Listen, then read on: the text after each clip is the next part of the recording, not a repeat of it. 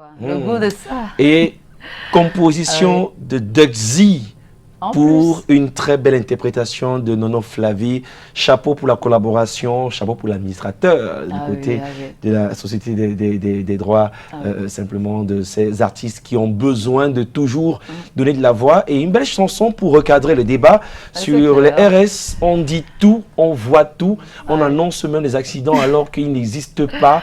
On envoie des vertes et des pas mûres. Et là, parlant de la vie des autres, on va finir avec les débordements. C'est vrai qu'on ne fera pas un procès d'intention à nos téléspectateurs, en l'occurrence les Facebookers qui nous regardent ce matin, parce que le bon sens est la chose la mieux partagée. Allez, ce matin, il nous parle évidemment de pas mal de thèmes, en l'occurrence dans le couloir, le regard sur l'actu. Il s'agit bien sûr de Patrick Christian Dobo, à qui on dit bonjour, un chaleureux bonjour, bienvenue. Bonjour Patricia. Belle cravate. Hein. Merci, bel accoutrement aussi. Je ne dirais pas autre chose de Aimé qui nous a habitués. Je crois que ce n'est pas un choix fait au hasard, justement, parce qu'il y a des pointillés. On est dans le temps de Noël. Ah oui, c'est clair. Le temps de Noël. Donc, vous avez bien compris bonjour la thématique. À Aimé et bonjour à nos téléspectateurs qui... Et ces pointillés, justement, de couleur bleu ciel qui s'harmonisent très très bien avec votre chemise. C'est parfait. Regard de femme, on en dirait pas. Alors, c'était bien de parler justement du temps de Noël, mais après l'actualité qui a été très dense ces dernières semaines alors que nous bouclons l'année, et on revient, puisqu'il y en aura deux aujourd'hui, deux en un, sur la promulgation de loi portant sur le code des collectivités territoriales décentralisées. La question fait jaser et on va justement marquer un arrêt dessus pour une légère chronique avant de parler de l'autre sujet annoncé. Finalement, où est-ce qu'on se situe après cette loi qui vient un peu recadrer les choses, et un sujet très houleux d'ailleurs sur toutes les plateformes de débat et d'échange, ça a quand même jasé. Oui, bon, on va simplement dire que la question de l'autonomie de nos collectivités territoriales décentralisées s'est posée depuis pas mal de temps. Il faut même remonter à la Constitution de 1996. Et puis il y a eu des dispositions spécifiques en 2004 autour d'un certain nombre de textes qui voulaient donner un coup d'accélérateur à cette décentralisation. Et je crois que la question de la crise socio-sécuritaire et même politique dans les régions du nord-ouest et du sud-ouest est venue donner une autre coloration à cette nécessité de donner un peu plus d'espace aux populations, tout au moins aux collectivités territoriales, d'être impliquées, plus impliquées, et peut-être même d'être les véritables déclencheurs des formes de développement ou alors des choix, des orientations en fonction des exigences locales sur leur développement. Oui, on a eu beaucoup de débats, vous l'avez dit, des débats épiques depuis que ce projet de loi est arrivé d'abord au Parlement. Pendant son examen, il y a eu l'adoption, les deux chambres du Parlement y sont passées, et puis finalement, il y a eu cette promulgation. Le 24, tous les esprits, disent quelques analystes, étaient rivés vers le réveillon, la fête de Noël, et certains ont même fait le constat de ce que, en la matière, très souvent des promulgations des lois de ce type-là sont souvent dans un contexte où les esprits ne sont forcément plus focalisés sur la question.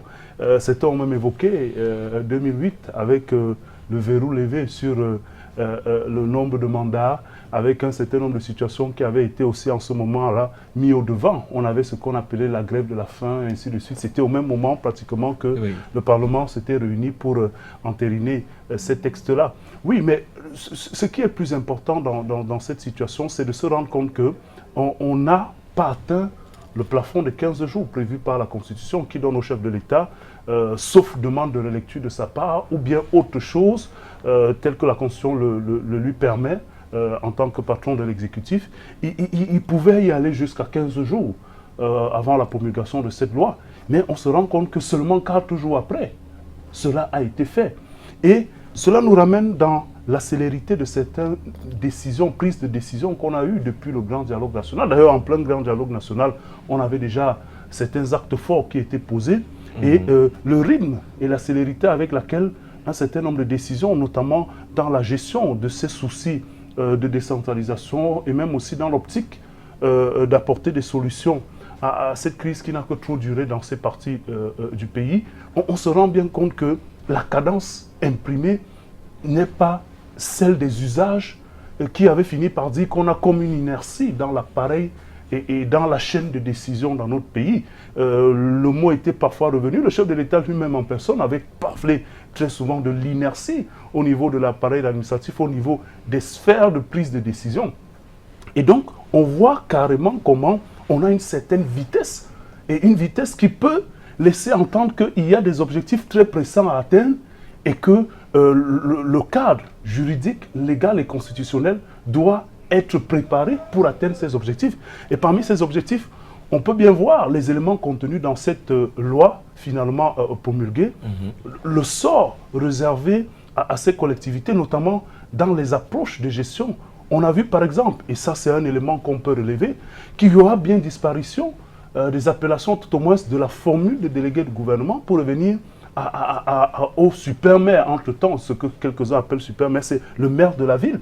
Et dans la constitution des régions, on entend véritablement passer à la mise sur pied de ces régions, c'est-à-dire pour celles qui ne bénéficient pas du statut spécial du président de région et puis le conseil régional, alors que dans les parties bénéficiant du statut spécial, notamment le nord-ouest et le sud-ouest, on aura des organes qui vont inclure aussi un conciliateur, une espèce de médiateur. On va revenir donc à ces formules où on aura un conseil exécutif régional, oui. On aura effectivement une assemblée régionale. Donc cela donne des spécificités qui vont notamment avoir besoin d'un corps électoral spécifique. Et ce corps électoral, c'est justement ceux qui vont sortir des urnes après le double scrutin du 9 février prochain. Vous voyez donc que les échéances sont telles qu'il faut passer à ces étapes. Il fallait que le cadre soit spécifié. Il fallait que cela soit acté comme loi pour que cela soit applicable au soir ou au lendemain du 9 février prochain. Donc, on va se dire que ce corps-là qui sera élu est donc sans doute un des éléments sur lesquels cette loi va s'appuyer pour implémenter, ou tout au moins pour donner la première forme de cette orientation que nos collectivités territoriales prennent. Et donc, de manière globale, on peut simplement dire que oui, c'est passé en douce. Beaucoup n'en ont pas parlé, mais c'est déjà là. Et on voit très bien que l'agenda cible pratiquement ce double scrutin, voilà. Et que ce double scrutin va donner la nouvelle orientation de nos collectivités territoriales. Merci Patrick Christian d'avoir noté que l'actualité, mais également en lumière cette sentence relative au port autonome de Douala, terminal à conteneur du port autonome de Douala. Que faut-il finalement comprendre de la sentence justement du tribunal administratif de Douala? Oui, on va simplement dire que sur le plan de l'affaire qui a été mise en délibéré, le tribunal administratif a donné une sentence hier. Vous savez, il y a parfois beaucoup de confusion entre les débats qui ont souvent existé sur la nationalisation voulue par quelques-uns du terminal et notamment même de la gestion globale du port, entre la question de la procédure autour de l'appel d'offres qui avait été soumis. En tout cas, le groupe APM avait attaqué le port sur le fait qu'il dit avoir été lésé sur certaines procédures concernant notamment le choix et l'attribution. Et il y a donc eu cet appel qui était demandé par le groupe APM Bolloré de pouvoir surseoir, n'est-ce pas, à cette procédure qui avait finalement octroyé la gestion du terminal à un autre opérateur. Mais on sait très bien qu'entre-temps, il y a une régie qui a été mise sur pied par le port. Et au-delà de toutes les joutes et de tout ce qui peut se dire, le premier constat, c'est qu'on peut tout au moins se constater, et ça en répétition, que le tribunal administratif a donné gain de cause, tout au moins sur le plan des irrégularités clamées par Bolloré dans le choix ou l'attribution, la concession à un nouvel opérateur. Ça, c'est le premier élément qu'on peut constater. Mais ce qu'il faut donner en matière d'éléments d'éclairage, c'est que cette décision ne suspend pas la mise sur pied ou le fonctionnement voulu par le port d'une régie à ce conteneur. Ce qu'on peut constater de manière assez simpliste, c'est que dans le cas où le port autonome de Douala voudrait donner la gestion à un opérateur, eh bien, il va falloir refaire cet appel d'offres en donnant au groupe APM Bolloré la chance de figurer parmi les postulants.